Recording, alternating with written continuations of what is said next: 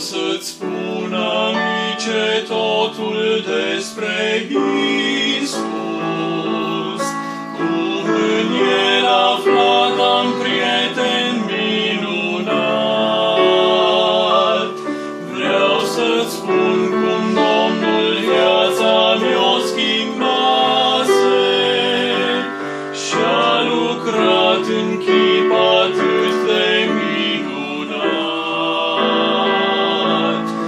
Nu există prieten ca și Iisus, numai El păcatul mi-a spălat. Chiar durerea mea cea mare mi-o luase. O, ce prieten minunat!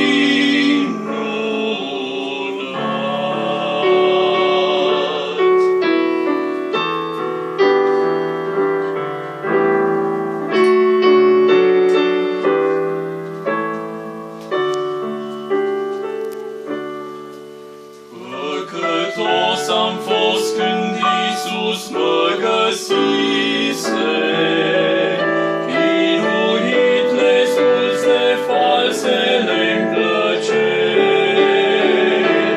Dar Iisus întinse mâna-i salvatoare, mi-a arătat apoi un drum ce duce-n cer.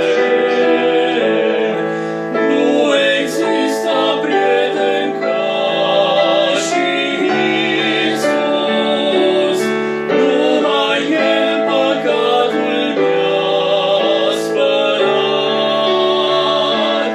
Chiar durerea mea cea mare mi-o luase. O, ce prieten minunat!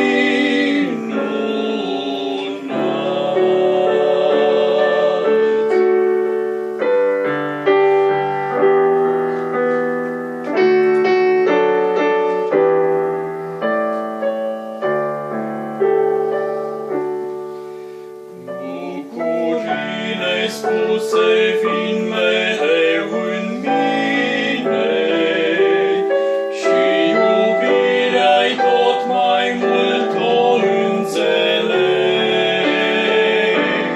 Pentru ce s-a coborât să mă salveze, nu pot ști, dar sus în cer am să-L întreg. Nu există prieten ca și Iisus, numai El păcatul mi-a spălat. Chiar durerea mea cea mare mi-o luase. O, ce